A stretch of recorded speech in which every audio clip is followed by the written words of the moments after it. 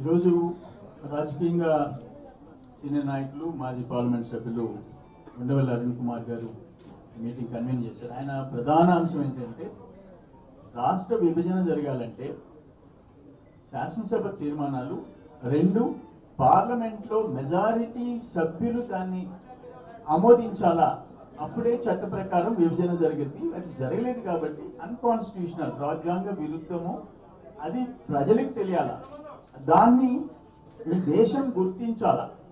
అట్లని చెప్పేసి రెండు రాష్ట్రాలు ఇప్పుడు కలిపేయమనేది ఉద్దేశం కాదు. ఇంకొక సందర్భంలో రాజ్యాంగాన్ని ఉల్లంఘించకూడదు అని అనేది అభిప్రాయం అని చెప్పేసి దాన్ని చెప్తూ మనకి రావాల్సిన చట్టపరంగా మనకు జరిగిన అన్యాయాన్ని నిలదీయాలని చెప్పేసి ఉండవల్లి గారు ఈరోజు సమావేశం ఏర్పాటు చేశారు. మాకు ఎలాంటి అభ్యంతరం లేదని చెప్పాం.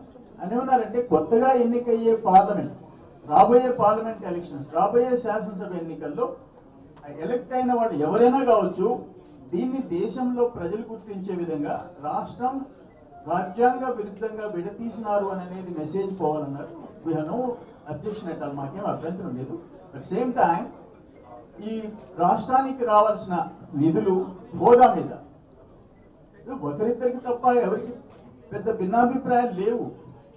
సో దాంట్లో మన రాష్ట్ర ప్రభుత్వం తరఫున ఈరోజు అధికారికంగా ప్రేమచంద్రారెడ్డి గారు, అంటే రాష్ట్ర కేంద్ర సంబంధాలు చూసే, ఆర్థికంగా లావాదేవీలు చూసే ఐఏఎస్ రిటైర్డ్ ప్రేమచంద్రారెడ్డి గారు planning board vice chairman Kutumba Rao గారు ప్రజెంటేషన్ ఇచ్చడానికి వచ్చారు. మేము 1,16,000 కోట్లు న్యాయంగా రాష్ట్రానికి రావాలని చెప్పేసి మేము రిపోర్ట్ తయారు చేసి కేంద్రాన్ని కంటిన్యూస్ గా పర్సూ చేస్తున్నాం.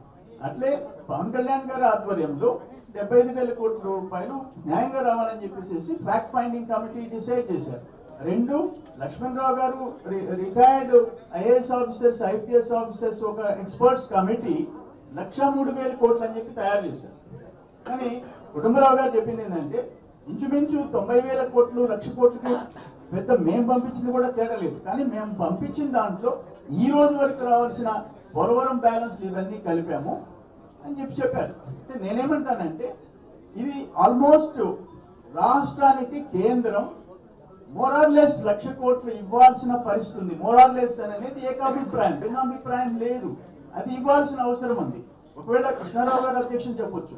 నేనేమంటానంటే పార్టీలకు అతీతంగా అందరు తయారు చేసిన రిపోర్ట్స్, ఇటు గవర్నమెంట్ చేసింది కానీ మిగతా కమిటీస్, ఫ్యాక్ట్ ఫైండింగ్ కమిటీస్ తయారు చేసింది కానీ ఇది ఇప్పటికీ ఇవ్వకుంటే 4.5 సంవత్సరం అయిపోతే ఇవ్వనప్పుడు రాష్ట్రానికి అన్యాయం జరుగుతుంది. రెండోది హోదా విషయంలో, ఒకరిద్దరు తప్ప హోదా విషయంలో అందరూ యునానిమస్ గా అడుగుతున్నారు. వాళ్ళు స్పెషల్ ప్యాకేజ్ అంతకంటే ఎక్కువ ఇస్తున్నారు. 2017 తర్వాత ఎవరికి స్పెషల్ కేటగిరీ స్టేటస్ ఇవ్వమన్నారు, ఇచ్చారు. మరి వీటిల్లో ఈరోజు అరుణ్ కుమార్ గారు, ఉండవల్లి అరుణ్ కుమార్ గారు ఈ సమావేశం ఏర్పాటు చేసిన తర్వాత ఒకటి, రాష్ట్రానికి జరిగే అన్యాయం, దాన్ని డెఫినెట్ గా కేంద్ర ప్రభుత్వం పరిష్కారం చేయాలా. రెండు, ఈ అన్కాన్స్టిట్యూషనల్ గా జరిగిన విభజన దేశం గుర్తించాలా. అట్ సేమ్ టైం మనకు రావాల్సిన హక్కులు మనం సాధించుకోవాలా. దాంట్లో ఎటువంటి భిన్నాభిప్రాయం లేదు. ప్లస్ హోదా ఇచ్చి తీరాలనే దాంట్లో ఇవన్నీ చర్చకు వచ్చినాయి. ఒకరిద్దరికి భిన్నాభిప్రాయాలు ఉండొచ్చు, నేను కాదన్నా. ఆన్ ద హోల్ ఆంధ్ర రాష్ట్రానికి అన్యాయం జరిగింది, ఇప్పటికి కూడా పరిష్కారం చేసేదానికి ముందుకు కేంద్రం రావటం లేదనేది మెజారిటీ అభిప్రాయం.